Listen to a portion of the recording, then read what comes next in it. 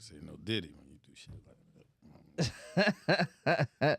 Yo, and we are live once again. It's a 2-for-1 special today. And we're about to interview another dope Savannah art scene, creative scene, comedy scene, specialist, veteran. The man putting people in position to be seen and heard, as well as paving his own path, man. A dope comedian, man.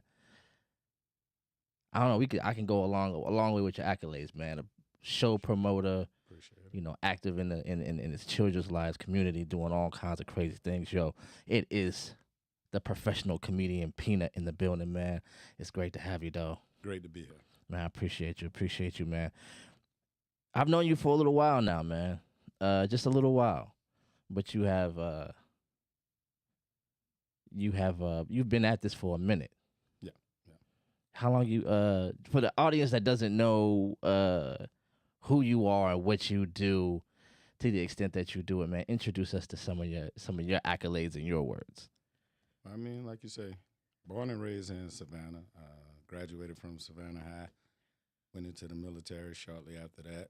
I got out of the military, moved back to Savannah, enrolled in Savannah State. From there, led me to music in Atlanta. That kind of fickled out. So, opposed to coming back home, I decided to try my hand in comedy. So, it's been working ever since. Oh, you made it sound simple. I mean, So you were a soldier at one point? Yes. Oh, so for how long, man? How long were you in the military? Almost 4 years. Almost 4 years? What'd you do? What'd you do, man? 92 Alpha. Okay. Logistics. Yeah. Okay. I was in the military too, so you know what I'm saying? I know that about you, but old battle buddy, didn't even see him. All right, big guy. So man, what made you get out the army, man? When was like, all right, yo, this wasn't your scene. I was this thing called war, right? I was like, not my fight. Nah, I'm just saying. I got out and went to college. So. Okay, for sure. Yeah. Got the GI Bill popping. Oh yeah. Hey, look, we're not too different, you and I.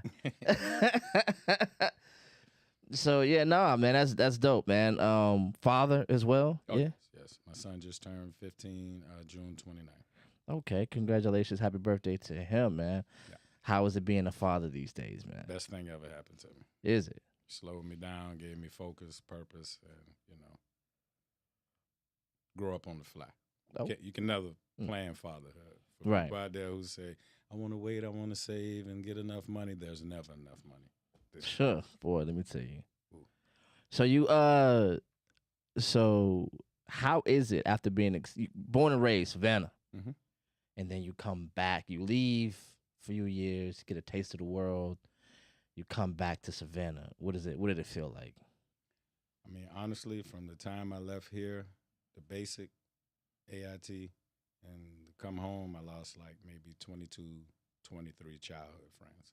Oh my goodness, I'm sorry to hear that, brother. At one point, I had more white T-shirts with faces on it than collar shirts. So it was like, Jeez Louise. something got to change. Right. Well, how did that rest with you? Like coming back and realizing so many of your childhood memories and friends are gone. I mean, it's like to me, it was like a perpetuating cycle. So Mhm. it was like, let's take a deep breath, a step back, and remove myself from the situation. And it's a saying like, if you surround yourself around 8 broke people, you'll be the 9th one. Mm-hmm. If you know what I mean, all my friends in the streets, all my friends in college or whatever, you know what I mean. Birds of a feather flock together. So it was time for a change of scenery. And you were into music first. Oh yeah. Nah, that's new. That's new to me anyway. So what kind of music were you into, man? What were you? We started off as a rap group, me and my college roommate, and then his older brother named Laissez-Faire. Mm-hmm. So, we worked on about maybe 4 to 5 songs together, and we all had individual projects, but life started lifing, and one of the brothers got married, had a child. The other one decided to go back to school, so it kind of left me on the island. So It was like either pursue solo or find another avenue. And the music game wasn't all it was cracked up to be back then. Okay. Yeah. A lot of things you see getting exposed today was being manifested back then. Yeah. I'm gonna leave the listeners and the viewers Yeah, I mean, to imagine. use your imagination. You know? Yeah. That's crazy. Let me ask you. So, goodness. For real, like goodness gracious, I'm not an iPhone person. Give me a second. Let me see how you. Oh, you just do this, dummy.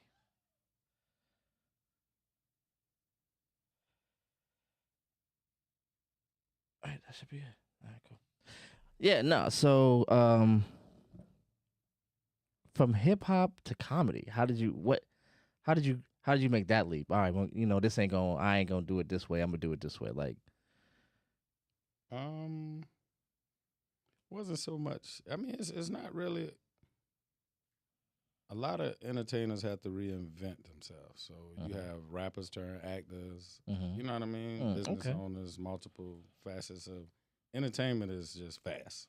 So if you can open one door and lead to another door, that's what you do. But Were you always funny?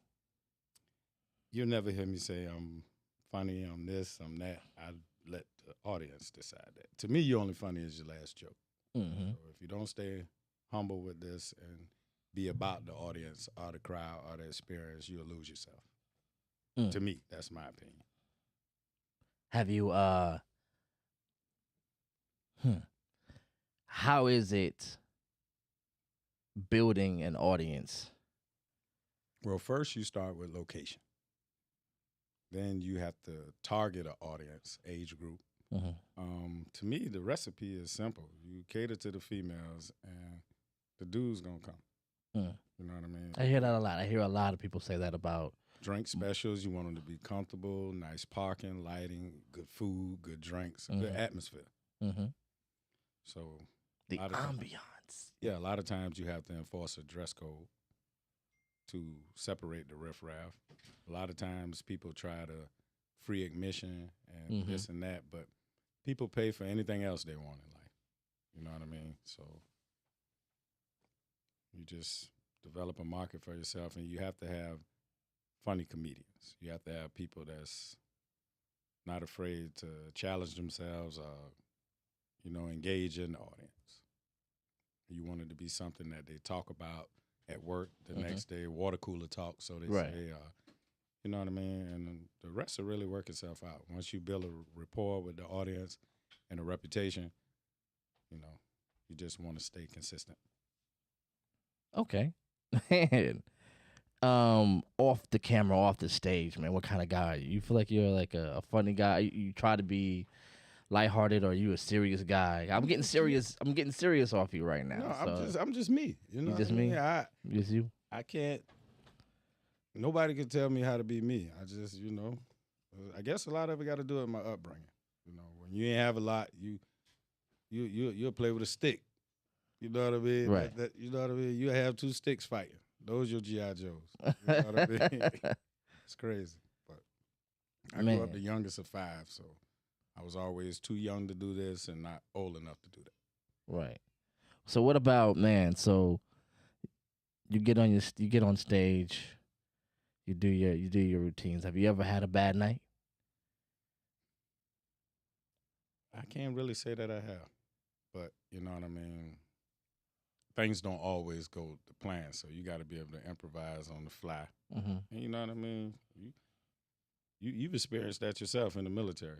Oh, for sure. Yeah. Plan. You adapt and overcome is what they say. You could have a show, and 2 of your comedians don't show up. You can have it scheduled. He got 5 minutes. He got 10 minutes. He got 15 minutes. He get out there and bomb in 30 seconds. You still have that time. So to me, good food, nice drinks, the ambiance, atmosphere, and you just got the host is very important. Man, I try to tell him. Yeah, because that's keeping the rhythm, the tempo of the show, and you know what I mean. A lot of times, the audience don't know what's going on. like I hate when a comedian say how much time I got left. Like, you know what I mean? Mm. That type of thing. Or, man, I forgot all my jokes. The crowd won't know that unless you tell them. Right.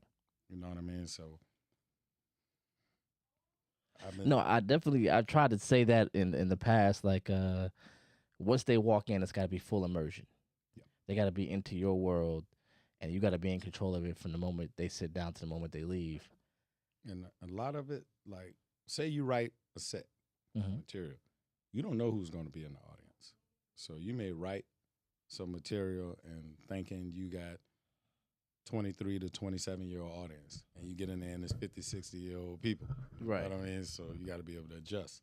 Mm-hmm. And, like, when I say that, like, some of the comedians, like, take, for instance, on this flyer right here for the upcoming Comedy in a Nutshell Friday Night Comedy, which would be at CMB 1057. Say what? Oh. Oh, yeah. CMB Entertainment 1057 US 80. July the 26th, doors open at 8 o'clock. Advanced ticketing is $15. You can go to Eventbrite, or you can scan the QR code on any of these flyers that you see around town. It'll be $20 at the door. But say we got young comedians on here mixed with veteran comedians. And say you got a show and the average age is like 50. Right. And your comedians 25, 26. They can't get up there and talk about life because the average person eating their food gonna be like, boy, what you know about life? Boy, I got drawers older than you. You know what I mean? That type of thing. That's right. You got to build a rapport with your audience. That's why a lot of times I walk around, I scan the room, I thank the people for coming out, meet them, and you know what I mean? Try to get a feel from where they're from. What do you say about those comedians that kind of have those rigid sets and kind of already have the built-in laughter pause and that whole? To me, a comedian only dead when he stopped talking. And you got to be smart enough to know when something's not working and just cut bait and go with something else. Mm-hmm. But, you know, the crowd. There's a lot of improv involved in it. Yes, it has to be. Because the crowd can sense when you're nervous, when you're scared or whatever. Mm-hmm. All that. Rough. Blood in the water. These are sharks out there. And Savannah is rough. The boo birds will come out. The boo birds. Man, how do you as a host recover an audience from a bad set of another artist? Depending on how the comedian handled it.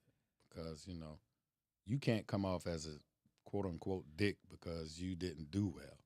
You know what I'm saying? So I try to encourage the comedian because it can happen to anyone, anytime. I've seen people who've been in movies and Instagram success get in front of a live audience and just, it ain't working. You know what I mean? But it's all about how you respond to me. So as a host, I would get out there and I know, okay, this person had 10 minutes. They only did 1 minute and 30 seconds. I got 4 or 5 minutes to play with. Get the crowd back. Okay, I may have to do some material myself as a host, and then bring the crowd back and get them anticipating the next comedian. You know what I'm saying? So, yeah, man. I my personal thing is like I always try to tell myself, you're everybody's opener and you're everybody's closer. You know what I mean? So I gotta close out the last artist and then open up for the next one in about a minute. Sometimes. You know what I mean? Unless like the crowd is rolling. Yeah, you can rolling, you just stay out the way. You just let it keep flying. But if it's tough, crickets, you know what I'm saying? Yeah, then you got to bring them back. Like, all right, how I got to go back up here. And I always have one thing that I always tell people: you never leave a dead mic. Like somebody gets off the stage, somebody has to be up on that stage. That's total immersion. They can't be left to their own devices. They can't be, you know what I mean? They gotta have something that's gonna, you know, you got competition in their pocket. You know what I'm saying, for their entertainment. So you gotta like really keep it in an intense sort of tight. And I've seen your shows, and you do very well doing it. Thank you. Not to mention you have to instruct the audience because I don't know what it is, but if you don't warn them, you know what I mean? Like, hey man, give the comedians a chance. Don't talk over the comedians. And, you know, sometimes you have to, I don't particularly like to roast the audience or whatever, but every now and again you get a heckler or somebody.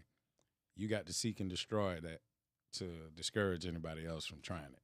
You know what I Right. mean? So I've seen shows where people out the audience come and try to take the mic out the comedian hand, but that falls on security, stuff like that. But it could get out of hand, especially in Savannah. Oh my God. Like I recently just did a show in Augusta, and I mean the show was going good. You got people outside about to fight. You know what I mean? And that Right. everybody looking out. It's hard for the comedian to, you know what I mean, do his thing on stage. Right. There's commotion going on outside or whatever. So you know, it's all about making the audience feel comfortable. To me. So you've been promoting and putting together this your own brand of comedy show for Savannah, man. And you've been doing it for like how long? 4 or 5 years now? A little longer, but comedy in a nutshell. And that started off an argument. I'm not in the habit of name dropping, but I was promised by a comedian, called me and asked me how much would I charge to come do a set. Told him, he agreed. I came there, thinking I'm finna go on and get out. Got 2 other comedians there from South Carolina. One white, one black. Okay, black dude went out there doing his thing. Wrapped up. The white guy got out there doing his thing for about 2-3 minutes. And I don't know what in the hell possessed him to do a quote-unquote nigger joke. He said the word nigger. And when I tell you the room just, it's like time froze, like Thanos snapped his fingers and shit. And I'm at the bar like, oh my fucking God. I had to go on after him. So after we got him out of there or whatever, like, no, it's time to leave. Like, I can't guarantee your safety when the show is over. Like, Right. Get your money and go while the show's still going on. But I had to go out there and, like, he had 15 minutes. He only did 5. So I had my 30 plus his 10. End of the night, like, okay. I get my money so I could leave. Oh, man, I had to pay them boys from Carolina and get them out of here. And, you know, the show ain't really did what I thought it was going to do. I got $50 for you, and when I get paid next week, I'm going to call you. You come by and get the rest of your money. I got a mortgage due in the morning. It's not going to work.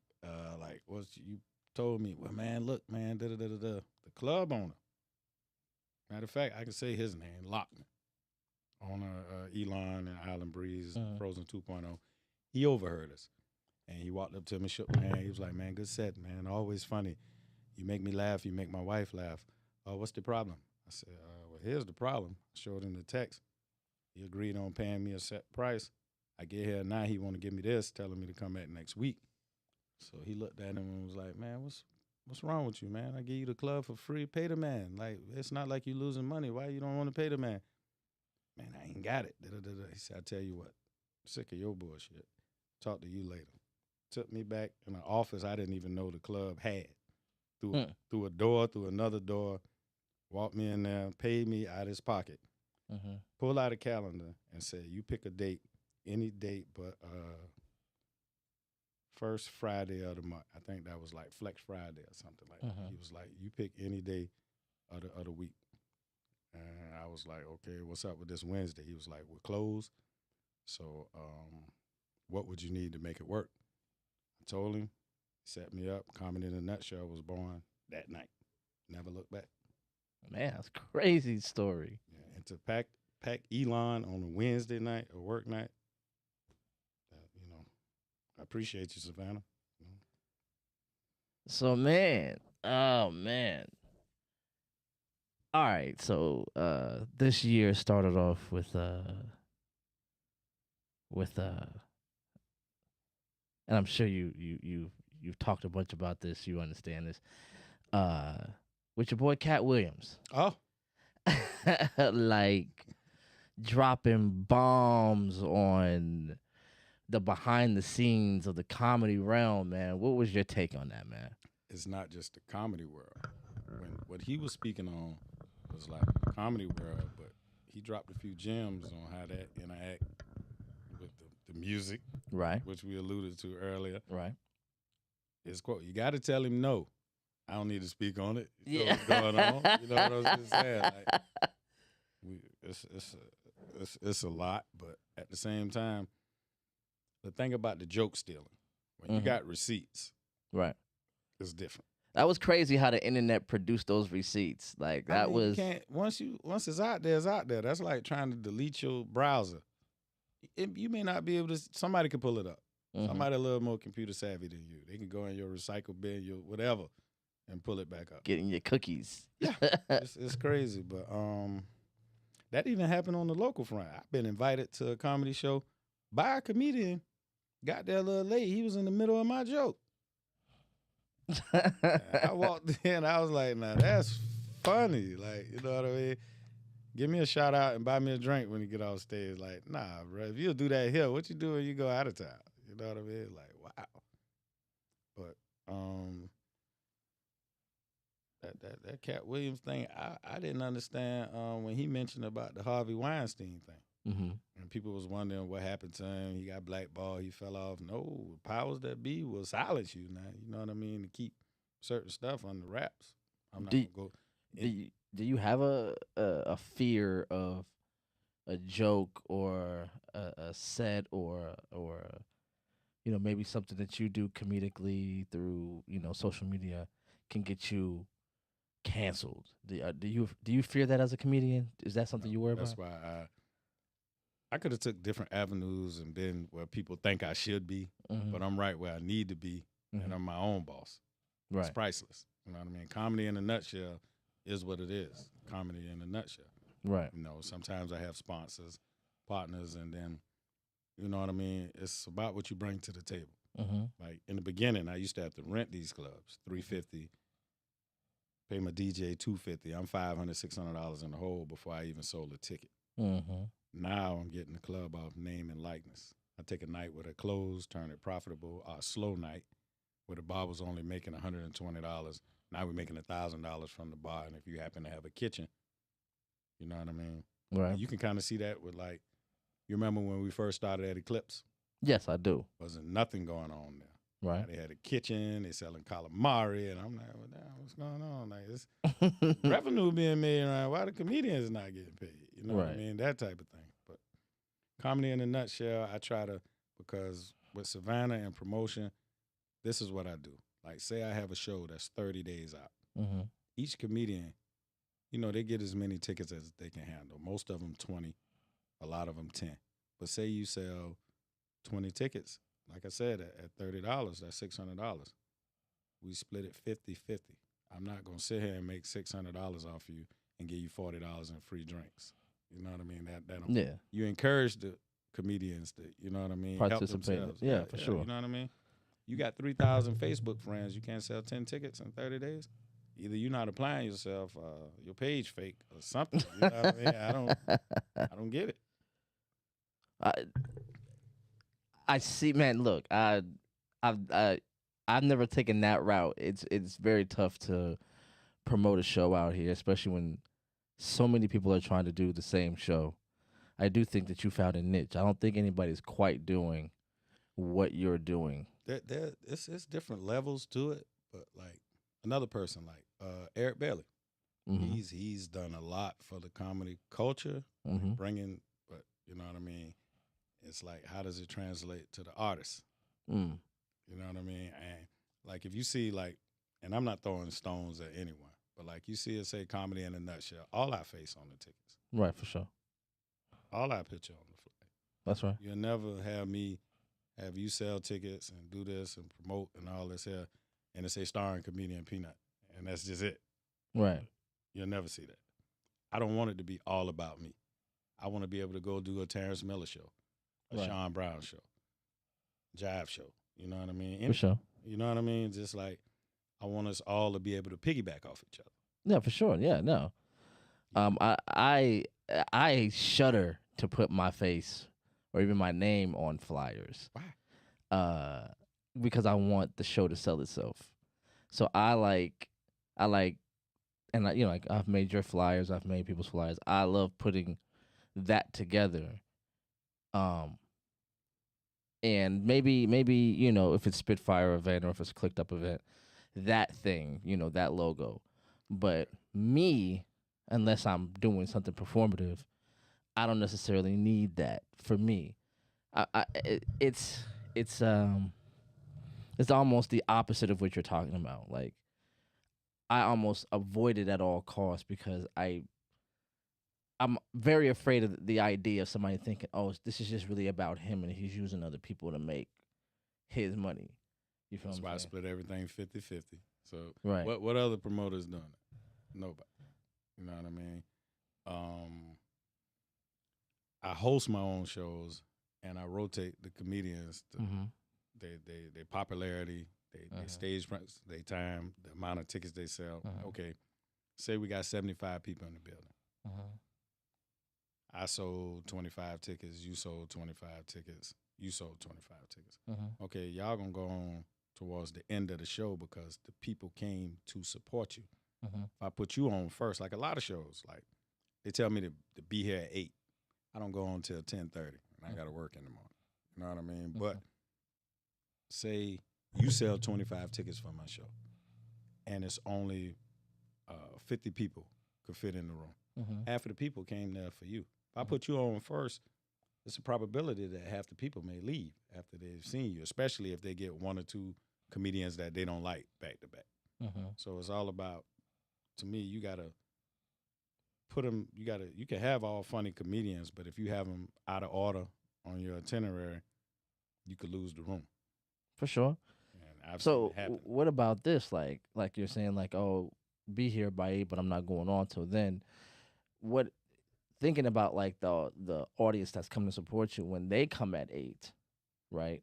They're probably wanting to see you, so they are confirmed that okay, I'm in the right place at the right time, and they can sit through other audiences, artists. I walk around and I may even buy drinks or take pictures with people. I'm Right. standing outside smoking or whatever, but that has a way of backfiring also. Mm-hmm. Because I have people, hey man, what time you going on, man? Man, I thought you was going on, man. What time you going on? I'm like, shit, he told me I was next 4 comedians ago. Like, you know what I mean? Like, shit. But like I said, it's a frustrating business, man. It's just, I just stay humble and keep pushing, man. I tell the crowd every time, I ain't shit without y'all. Right, for sure. Yeah. So, Do you ever feel like you get much more love, much more energy back in the out of town audience? Do you feel like it's just rougher because it's your hometown? not really. You get love out of town and they treat you way different.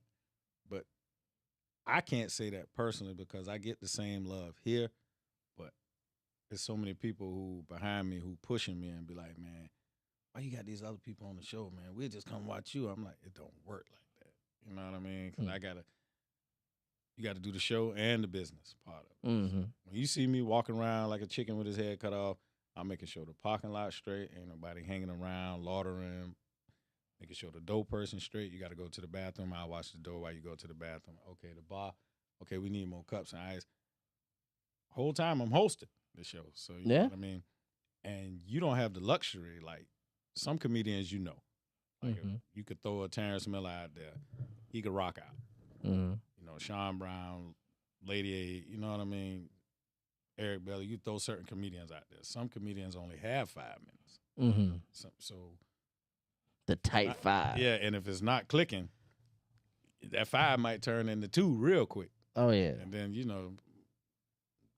outside trying to have a smoke and got to throw it because they didn't last a minute and 45 seconds. Who are the comedians that you looked up to or look up to? The consensus GOAT is Richard Pryor. Mm-hmm. My favorite comedian is Bernie Mac. Okay. Eddie Murphy, Eddie Griffin, Mike Epps. I just like real down to earth comedians. Mm-hmm. You know what I mean? Who could portray life and shit you go through every day and just make it funny. Okay. You could grab headlines and gossip and controversy and make jokes out of it, but just me walking through the grocery store, I could do a set about that. Mm-hmm. You know what I mean? Me going through the mall, me going down. So like one of my jokes, I don't know if you heard it before, like the homeless couple with the dog. That wasn't a joke, but it turned into a joke. But I literally homeless couple with a dog on the rope. Like, come on, man, free the dog, man. Y'all holding the dog back, man. The dog was doing fine till you met y'all, but man, sitting outside the show with a homeless couple poked their head out the sleeping bag and told me to keep it down. Y'all trespassing in front of these people's jewelry store. You telling me to be quiet? I'm trying to smoke my weed. I mean, trying to meditate, get ready to go on stage. I'm talking to myself. I'm not really making no noise. But that literally happened. Well, I mean, I guess when you don't have you're homeless like that, the world can be your bedroom, bro. I guess. Man, just because again, I'm getting like this serious vibe off you. I know you got like you do so much. I love the joke, and that's just how I deal with life. Mm-hmm. Are there comedians that you are like that are not your flavor, but it seems like, you know, comedy is subjective. I can listen to pretty much anybody who got energy, keep my attention, and have something to say. Like by me doing it and doing it for so long, you could watch a comedian, their demeanor, their posture, or whatever, and a lot of times you have people who think because they slept at a Holiday Inn Express, they could wake up and be a comedian. It's not like that. You know what I mean? Either you could work on it and you could become a better comedian. Some people are natural born storytellers. Mm-hmm. You know, some people, like you say, improv. Cause I done had nights where I had to wing it. Everything I wrote, I had to, because it's a different type of audience. Especially like Richmond Hill. I walked in, I think I didn't know if it was a Klan rally or what was going on. There was more this in the room than this. Oh. My material I knew wasn't going to fly. Right. So the first thing was like, I had to come up, an icebreaker. Like, damn, I ain't seen this many white people since my last jury trial. I was acquitted. It wasn't my drugs after all. You know what I mean? So that kind of gravitated. Yeah, for sure. After that, I could go where I want to go with it. But I gotta have that icebreaker to break the room and get their attention. Right. So just like I remember I did a show out in man, I want to say. Oh man, it was out the way. It's like in the sticks. Same scenario. Just a bunch of a bunch of conservatives. And I had brought a couple of my friends with me to help me perform. I was like, "Yo, come out and man." I wouldn't say I bombed, but I would say I worked the hardest I ever worked on the stage that night. And at the end of it, I started getting them to come around. You know what I mean? So you had to really work them. And when I got off, I got a lot of love from the audience and all that other stuff. But it just took immense work. And been there before. My friends were like, I had never seen you like not do well in their eyes, and I was like, that was a workout. Yeah. That was like the proof. Like you got to be able to work those rooms. Yeah, like that was tough. When I went home, I felt proud of myself more than I did in a crowd that's more readily susceptible to what I do. Largest crowd you ever performed in front of? I want to say about 500 or 600. About as big as it's gotten for me. First time I ever performed was at a wing spot in Atlanta. 3 people. Elderly white couple, and there was a lady who was just waiting on her wings. I had a mic with a speaker like this. The cord, I couldn't even, I had to, you know what I mean? Right. The whole night, the stage was a little bit bigger than this chair, and it was like a wing stop. Like right. I I actually had fun, but it was the hardest 45 minutes in my life. 45 minutes, goodness. Yeah, I got paid $250, and it was crazy. I had to tell jokes to 3 people for almost an hour. Basically, just Man, the damn near interview. I'm talking to the elderly couple, and when your birthday? How long y'all been together? Type. You know what I mean? right, And as people coming in, by the time we finished, we probably had like 15 people. It was people who was coming in to get their food, and they stayed. right. So when the owner saw that, he was like, "Well, can you come back next Tuesday?" I was like, "Yeah." So, I'm like, if I can get through this, I could do anything. I don't try to. I don't think a crowd would rattle me. Like not performing and the mic keep going out and all that. That type of stuff you can't control. Right. But yeah, I try not to let the crowd get to me. Yeah, no, I've definitely had some very I call them intimate audiences. Get together. Yeah, so a few people come out, but you try to give them that same exact show. I remember one time I was doing an outside gig, and Savannah? yeah, Savannah, and it started raining bad, so I had to hurry up and put up all my equipment, and got all the cords out, and da da da da. I'm throwing everything in the car, and I get ready to leave. Like, well, I'm out. Like, the show is over. Like, everybody was running, scattering, trying to get to, and then I'm leaving, and then I get a call that there are some people who stayed, expected the show, and they're waiting inside. Yeah. And I was like, it rained out. What? If you have, I would say, you could really say one, but you could get away with that and just refund them or whatever. Right. But if you got 4 to 5 people, you got a show. Yeah. So I literally went upstairs because it was a cafe that had an upstairs, downstairs, and I literally went upstairs and performed the show for as many people would fit in that little bitty space, right? And I got some like really dope friends out of that. Like they, like all the other people who were going to perform left. Yeah. But so it was just me. So now like you said, throwing away my whole scrap the playbook. Yeah. And then like this doing a 2-minute drill for 45 minutes. The audience don't know. And they don't. Yeah. And when you realize that, that's when you realize, the minute you start talking to the minute you stop, as long as you believe what you're saying, they believe what you're saying. And another way to grab them, you could go broad, like say, come up with a worldwide topic, like if it's nothing but like what's going on in the world, the election. Right.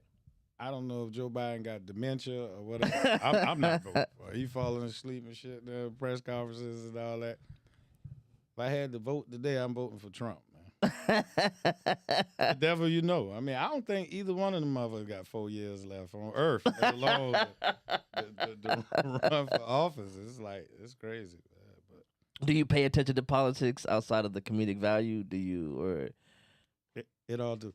To me, I know the grand scheme of things. Right. So there's only so much we could do. It don't matter who the president is.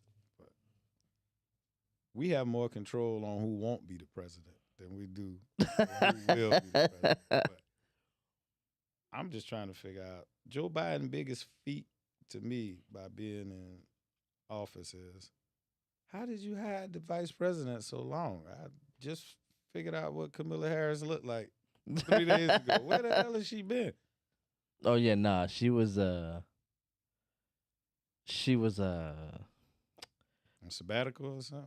Nah, I just think that she was his version of sort of doing the reverse of what he was under Obama. Like Obama was young and viral and had a fine wife and black kids running through the White House.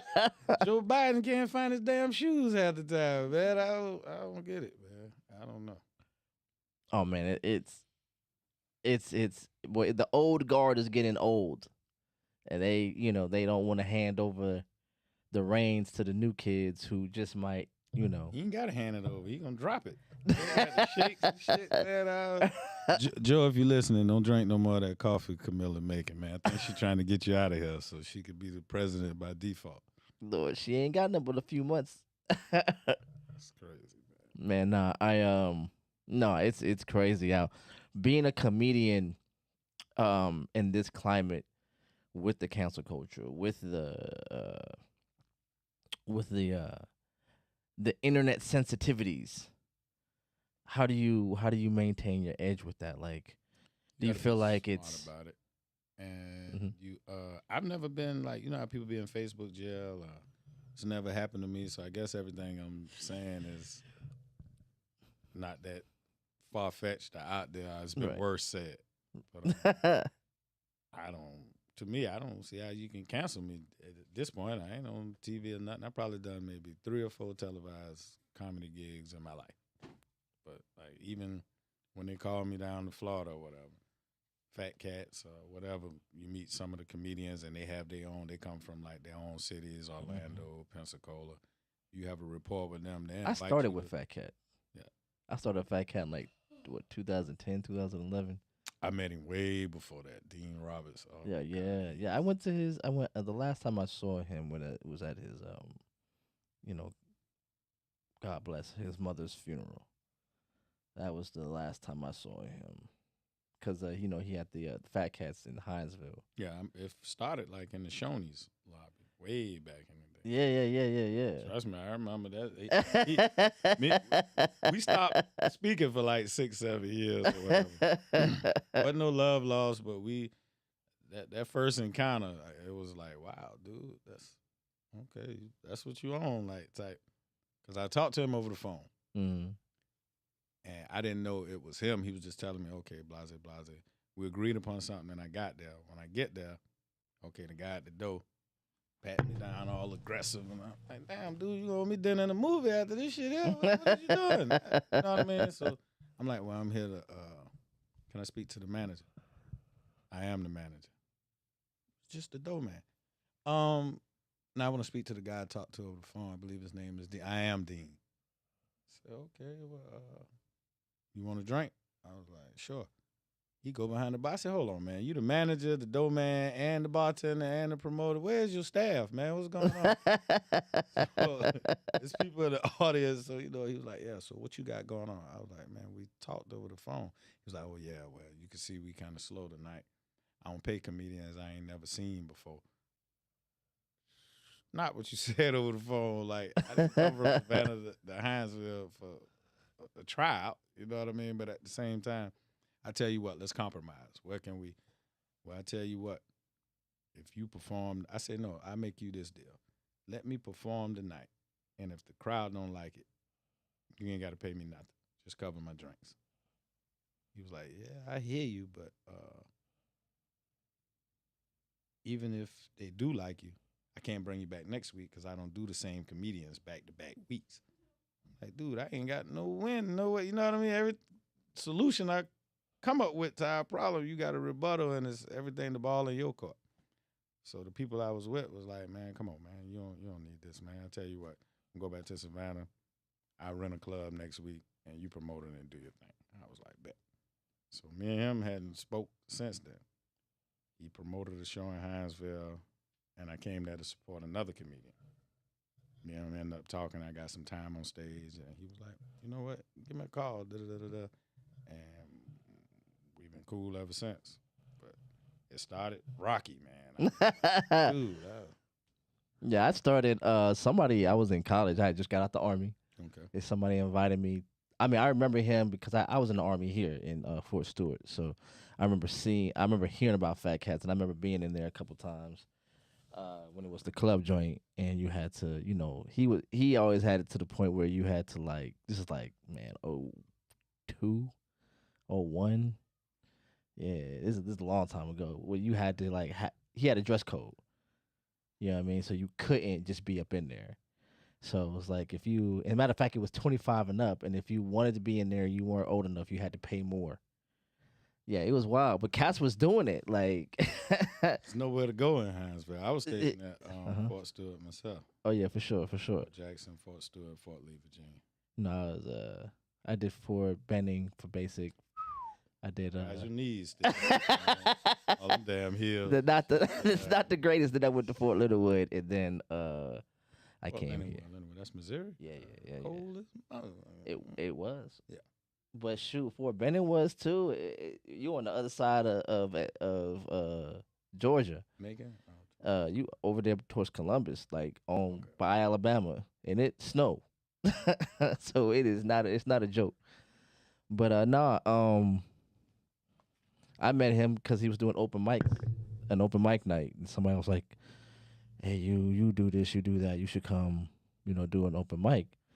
And I just went in there off the strength, nervous, shaking. I had never been on stage before, and within I want to say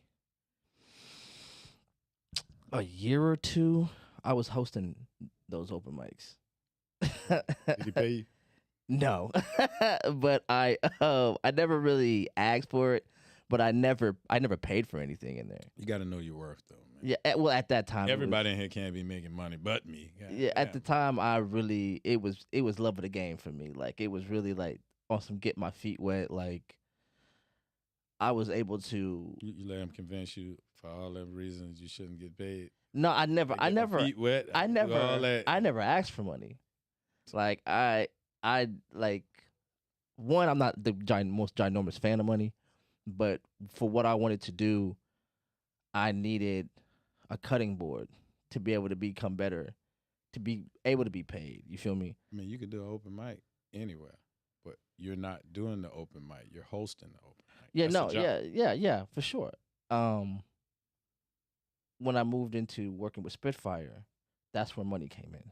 Where does Spitfire derive from? Oh, Spitfire came from God bless him. He passed. Clinton D. Powell, who found me doing those open mics at Fat Cats. That's how I got found and brought to the attention of what Spitfire was. And I started working right next to Marquise Williams and Joshua Davis, who he left the reins to shortly after his passing. Well, before his passing, and that was a roller coaster. Like, when we started, this is the first time I ever heard my name on the radio. It was the first time I had ever been on TV. You got to pull over where you hear your name on the radio. Man, let me tell you, man, when you start seeing that, and then you're starting to see a little bit of money here, and you're starting to the notoriety, and it was, and this is like when things are starting to burgeon. Like, for a minute, and for Savannah, as far as like the open mics and the poetry and the Spitfire was the only game in town. So that's where I was seeing these large crowds come out. We didn't have enough seats. People were sitting on floors, and no matter where they went, just the crowd followed, especially back in the day, a lot of them were coming out of the colleges to support what we were doing. And it was some of the most exciting. I've been to a few of them. I've been to a few of them. Yeah, it was some of the most exciting stuff I ever did. Like, wow, like going from not even knowing what an open mic was before Fat Cats. I didn't even know what that was. The concept of it, I just never even heard of it.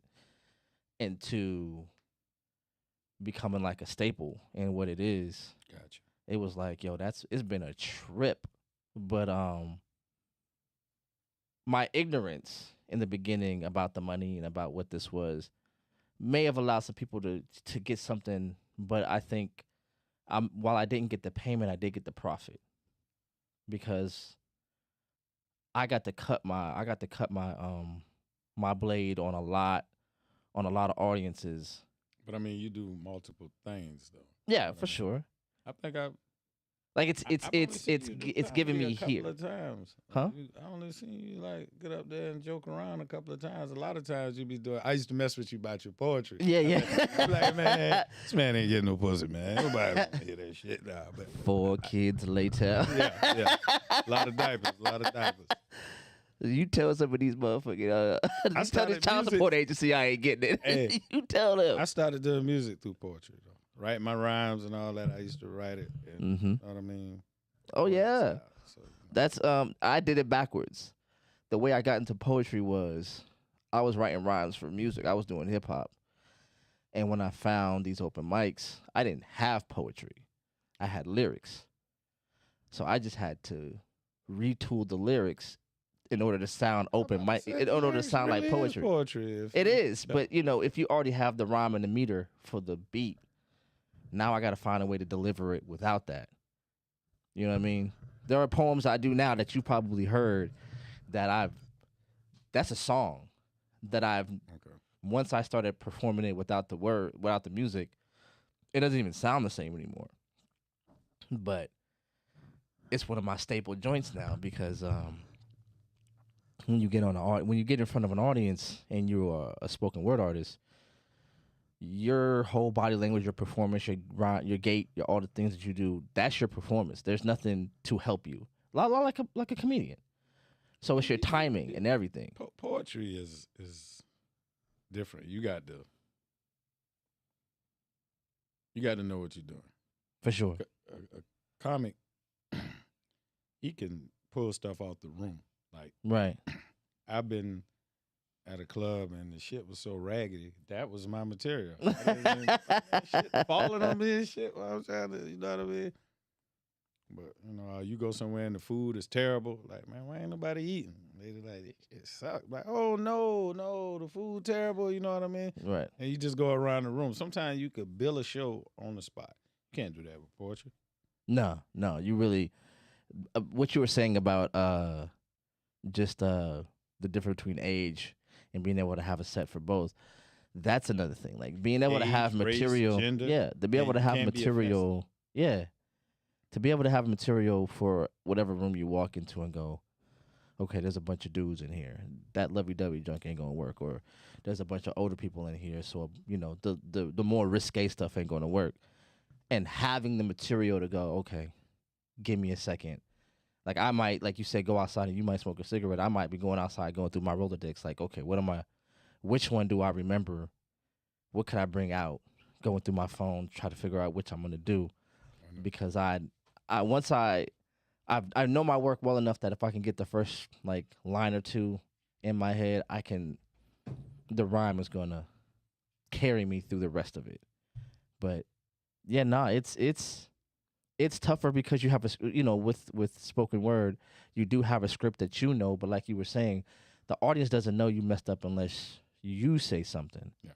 But if you don't have that wherewithal, then you're gonna frazzle, and you're gonna like, oh my God, you're gonna freeze up, you're gonna tense up. I know exactly what you're saying. You get a comedian, yeah. They done forgot the thing, and now silent. I just had a stupid ass look on their face, like, yeah. I mean, me learning how to be stage funny was like what I'm saying to you, just knowing that I can't leave a mic dead, so I had to keep saying something. Yeah. And I found that it was liberating to do comedy in the middle of people's sets, because I felt like I can be a little bit less responsible for my words than poetry. Gotcha. I could say, like you said, I could just point at something in the room and then just open up. And then, but with poetry, you have to know everything before they do. It's a closed set. So, and you have to. And then one thing that's crazy about spoken word, when you're doing your rhymes or whatever, you never know what line is going to affect them. You might have wrote it and said, "Man, this line right here gonna be the one that get them." And it's probably a lot like, comedy. You might be writing some phrase in your rant, catch them and make them laugh, and you're like, that's not even the funny part of the joke. But they took to that part, and you're like, now the next time I do this, I know where the audience is responding. I might do it a few times to make sure. Yeah. You know what I mean? So, but comedy, I feel like, has much more, like you said, a much more impromptu sort of improvisational feel to it. Like, yeah, because you always got a DJ, you got a bartender, you You can separate the room. You got women, you got men. Mm-hmm. You know what I mean? Different. You can just relate to What makes this game tough for you? the negativity. Like, how do comedians beef with each other? Like, that's some East Coast, West Coast rappers. Like, we here to make people. I don't like the negativity. I just feel like, Mm-hmm. you know what I mean. If you feel like that, do your own thing. Be in your own lane. Don't bring everybody else down because you feel a certain way or whatever. You know what I mean? Mm-hmm. Everything ain't gonna go your way all the time. And I mean, I had to learn that myself. Like, you'd be surprised. Like, I feel like a show could have went so much better. Mm-hmm. But at the end of the day, the audience clapping, they love it. Boy, you did good. Boy, y'all did. I enjoyed everything, man. The food was great. I'm like, man, I know these two motherfuckers messed up. I know this one dude didn't even show up. Two of the people y'all saw wasn't even on the show. They were special guests. Mm-hmm. But y'all like it. I love it. Yeah, Oh man, yeah. What they don't know, you know what I mean? Oh yeah. So do you think you maybe because I mean y'all obviously you do a dope job, an amazing job. Do you think maybe you're overly critical of yourself? I've been told that about me. Like the same thing. Show goes well, everybody's like, "Oh my God!" They're walking up to you, giving you all this love, and all you can think about is everything that didn't hit the mark, the way.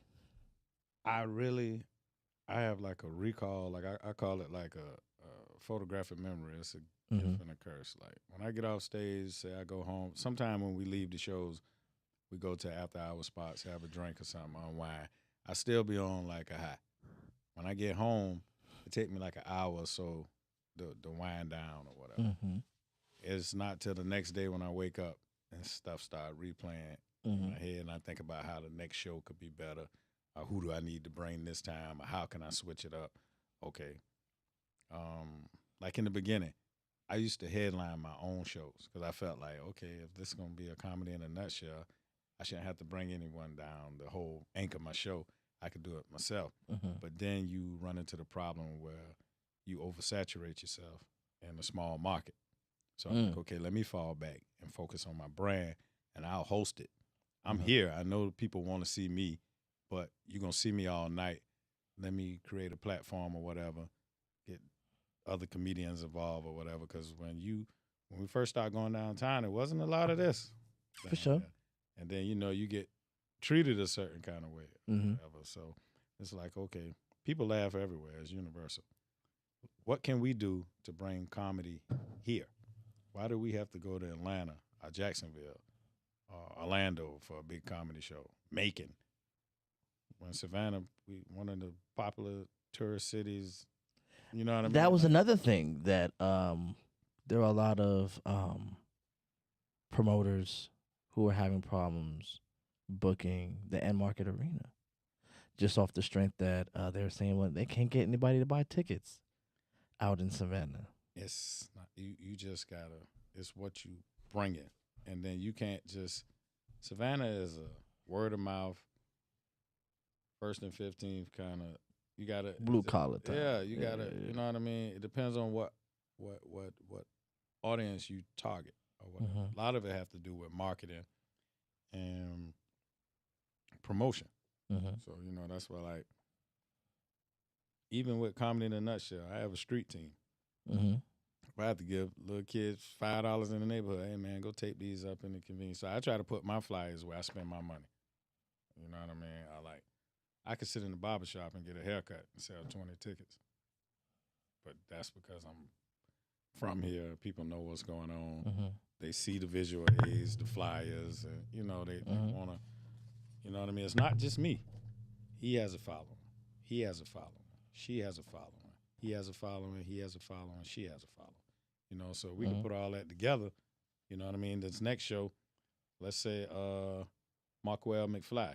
He's the headliner. Mm-hmm. The room is going to be more catered to his following. Mm-hmm. You know what I mean? And so on. My thing is when egos get involved, that's the downfall. Is it unavoidable? You got to look at the age difference in comedians. It's like I'm a type of person like loyalty is everything. It's the only thing. So like once you cross me, I'm like I play the game fair than you know what I mean. But okay, that's how you feel. That's how you feel. I'm not even gonna retaliate. Just do you. I'm gonna do me. But the ego thing, I'm funnier than him. I'm funnier than her. You'll never hear me say that because it don't matter how you feel. It's how the people who buying those tickets and Mm-hmm. coming to see you is how they feel. Right. You know, so I don't let that shit get to me. Do you feel like there's some people who are affected by some jealousy by what you're able to achieve? I don't see why when I include everybody and everything. I have people to man, why you working with man? Ain't they was just talking about you? Yeah, but they had to pay $20 to come in and talk about me. They more. I have a section for my haters. Like I ain't shit without my haters. Haters got VIP. Y'all can sit right here to get a good look. Just make sure you pay them $20 at the door. You know, I don't worry about that. Like I say, to me, your only funny is your last joke. Wrapping it up. No, I'm Oh, just okay. making sure we're good. Just making sure we're good. Okay, for sure, for sure, for sure. Well, yeah, so we're about to wrap it up in a little bit. Okay, I didn't know what was Oh going yeah, on. no, I just I hear all kind of commotion out there. I want to take a peek and see what's going on. yeah, we're in a really active office building. There's a lot of different buildings. I mean, a lot of different Strip brands mall and vibe. yeah, there's barbershops in here, hair It's a shops in here. barbershop in here for real? Yeah, it's right next door. Like right, go out this door, go right over there. There's a barbershop right there. I think there's like two of them in here. Never And knew. there's hair shops, lash shops. Never Um, look around. Just look at the doors. There's people who do interior design. saw a lawyer downstairs. Yeah, there's a lawyer. There's a sleep agency in here that monitors sleep. Therapist? Yeah, there's a therapist. We have a therapist next door. We share a wall. So it's kind of funny that there's a studio right next to a therapist office, but Yeah. That's how y'all manage that. well, they pretty much work during the day. We pretty much do our work in the evenings. Gotcha, gotcha. So man, how you feeling, man? It's a great time to be alive. I mean, I feel pretty good. You know, my son going to the 10th grade, honor student at the Arts Academy. You know, it's one of the main Congratulations, reasons I miss congratulations. Atlanta. Oh yeah. Yeah. Otherwise, I'd probably be in Atlanta somewhere. Most of my family moved up there. Mm-hmm. You know, you can't be a daddy from a distance. So, Yeah. I feel Boy, let me right tell where you. I need to be. For sure, man. I really do appreciate you coming out and hanging out with us. Anytime. Man, tell everybody where they can find you, where they can see you, where they can, start to follow your work, man. Comedian Peanut Instagram, PEANUT. Just as you. I don't know if you can see it, but yeah, that's the Nah, yeah. There you go. funny. But Judson Lowholt the third on Facebook. Don't judge me. I'm named after two other motherfuckers. Always wanted a middle name, didn't get one, but so Peanut would have to do.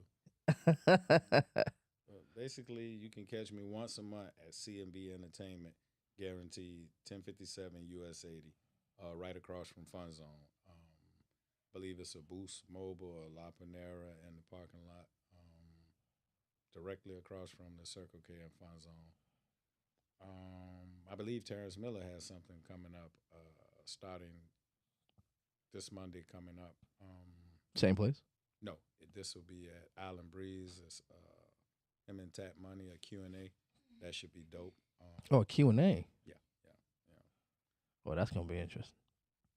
We recently took a break from Bull Street Monday nights, crabs, comedy, and karaoke, but we're gonna revamp things and probably come up with a different night, especially if they're doing something at Island Breeze on Monday. So instead of being in competition, I would love to support them as well. We just wrapped up the Hideaway, so looking for a new venue. Thinking about doing something at 800 East. And August 18th, I have another show at Rack 'em Up. So trying to rotate different venues and different spots to attract different crowds. So Okay, for sure. and about that in Market Arena, I want to get there one day. Oh man, it's Comedy in a Nutshell presents. I want to do my own promoting. okay. Yo, man, thank you for coming out, man. Thank you. Yo, man, we gonna have to have you back on the podcast. If you don't know, man, yo, this man is I know this man is a man of many faces, man, and we had you on the podcast before. If you want to go back and look at some of our older footage, man, this man is hilarious. I couldn't get. I got snippets of it. You know what I mean? Then y'all kept getting this side of my face only. I think I got one eye on this motherfucker. I enjoyed it though. Yeah, we gonna have you back. Now we got our own home now. Yeah. So yeah, now we could do you right. Appreciate it. All right, man. We're gonna get you up out of here, man. Yo, this has been Queued Up, the interview session with the one and only veteran Peanut, the comedian in the building, man. Go on Eventbrite and get those early bird tickets. Early bird tickets, man. It's gonna be some dope stuff, man. Funny man in the building, man. Thank you. This one.